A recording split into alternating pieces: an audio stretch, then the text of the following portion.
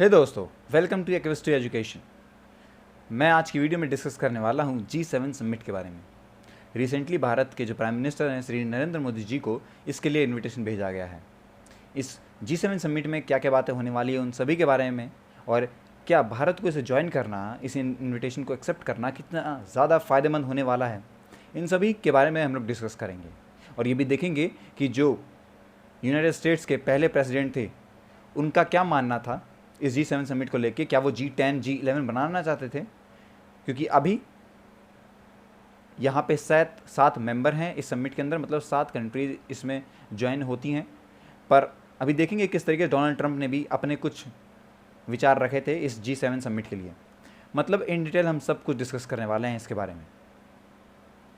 सबसे पहले न्यूज़ बता दूं आपको कि यूके के जो प्राइम मिनिस्टर हैं बोरिस जॉनसन, उन्होंने इनविटेशन दिया है हमारे प्राइम मिनिस्टर नरेंद्र मोदी जी को, और उन्होंने ये कहा है कि जो G7 समिट जून 12 और जून 13 को वर्चुअल फॉर्मेट में होने वाली है उसमें वो पार्टिसिपेट करें, उस सेशन के अंदर वो पार्टिसिपेट करें। ये सारी बातें यूके के प्राइम मिनिस्टर ने कही है। अब देखिए, जो एजेंडा होने वाला है इस साल G7 समिट का, हर साल एक एजेंडा होता है जिस पे सभी लोग आके डिस्कस करते हैं, जो भी बातें होती हैं उन पे विचार करते हैं, सब डिबेट चलती है एक तरीके से। तो देखने वाले हैं। देखिए, G7 समिट अभी 7 कंट्रीज़ को मिला के बनी है, US, UK, France, Germany, Italy, Canada और जापान।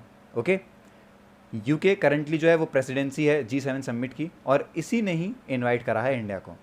इसके साथ साथ उन्होंने ऑस्ट्रेलिया को, रिपब्लिक ऑफ कोरिया और साउथ अफ्रीका, इन सभी को गेस्ट कंट्रीज़ के लिए बुलाया गया है इस समिट में। ये समिट जो है ये हाइब्रिड मोड में होगी, और जो थीम होगी इस समिट की वो होगी बिल्ड बैक बेटर। ओके दोस्तों, अब देखिए, जितने भी यहाँ पे लीडिंग जो कंट्रीज़ हैं जो कि ग्लोबल रिकवरी कर रही हैं कोरोना वायरस से, उस पर डिस्कस करा जाएगा। किस तरीके से वो लोग और अच्छा, आप कह सकते हैं, तैयार रख सकते हैं फ्यूचर पेंडेमिक के लिए, या फिर वो किस तरीके से एक प्रमोटिंग फ्यूचर पर्सपेक्टिव रखेंगे, फेयर ट्रेड हो, जिससे फ्री और फेयर ट्रेड हो, क्लाइमेट चेंज को कैसे टैकल करना है उसके बारे में डिस्कस करेंगे, और अपनी जो हमारी प्लेनेट की बायोडाइवर्सिटी है उसे प्रिजर्व कैसे रखना है इसके बारे में रखेंगे। ओपन सोसाइटी के बारे में डिस्कस करेंगे, शेयर्ड वैल्यूज़ के बारे में डिस्कस करेंगे। तो ये सारी बातें डिस्कस होने वाली हैं। थीम आपको ध्यान रखना है कि बिल्ड बैक बेटर, ये इनकी थीम है। ओके, और प्रेसिडेंसी किसके हाथ में है? यूके के हाथ में है इस साल, ध्यान रखिएगा। दूसरी बात करते हैं, क्या ये इंडिया पहली बार अटेंड करेगा इस तरह की कोई मीटिंग? क्या पहली बार नरेंद्र मोदी के टाइम पे ही इंडिया ने कोई G7 समिट या फिर कोई भी समिट यहाँ पे अटेंड करी थी? तो ऐसा नहीं है। जो हमारे प्राइम मिनिस्टर मोदी हैं वो सेकंड टाइम अटेंड कर रहे हैं 2014 के बाद। इंडिया को G7 फ्रेंच प्रेसिडेंसी के टाइम पे भी बुलाया गया था 2019 में, जहाँ पे आप कह सकते हैं गुडविल पार्टनर के तौर पे उन्हें बुलाया गया था। ओके, और वहाँ पे जो प्राइम मिनिस्टर थे उन्होंने पार्टिसिपेट करा था उस सेशन के अंदर जहाँ पे क्लाइमेट, बायोडाइवर्सिटी एंड ओशियंस के बारे में और डिजिटल ट्रांसफॉर्मेशन के बारे में बात करी गई थी। साथ ही साथ जब मनमोहन जी प्राइम मिनिस्टर थे हमारे, जब यूपीए की रूल था, उस टाइम पे भी इंडिया ने G8 समिट को 5 बार अटेंड करा था। ओके, और बता दूं मैं आपको, जैसे कि रसिया है जो सस्पेंड करी गई थी मार्च 2014 में, उसके बाद फिर आप कह सकते हैं रिड्यूस हो गया था हमारे G8 में आप हिस्सा लेना। ओके दोस्तों, ये सारी बातें आपको ध्यान रखनी है। इस बार ऐसा क्या नया है? देखिए, यूके ने इन्वाइट करा है इस साल इंडिया को। US, जब डोनाल्ड ट्रंप की सरकार थी उस टाइम पे भी इनविटेशन दिया गया था, उसे एक्सटेंड करा गया था।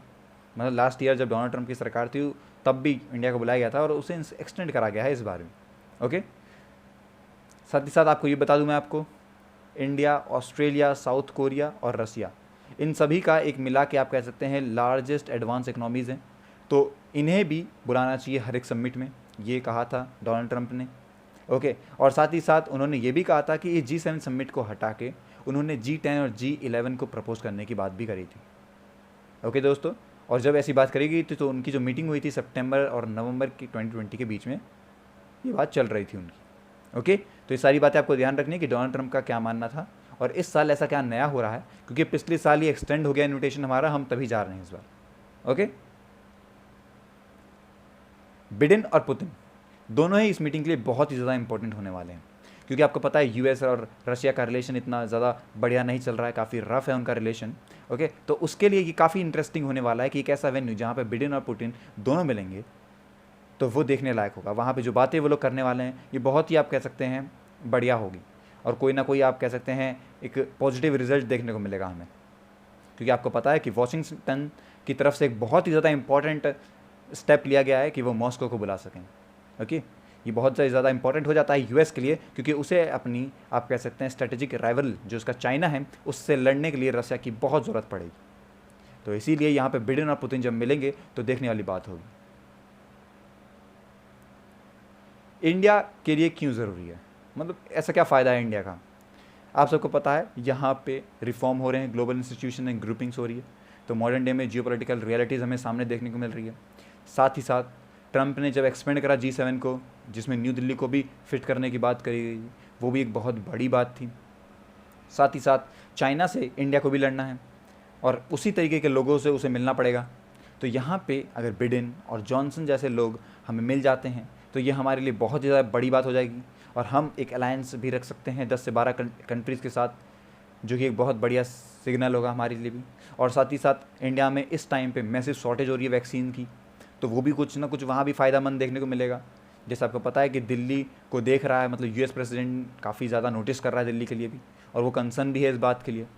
तो अगर कुछ हिस्सों में हम पार्टिसिपेट करके अपनी दिक्कतों को दूर कर सकते हैं तो ये बहुत अच्छी बात है हमारे लिए भी।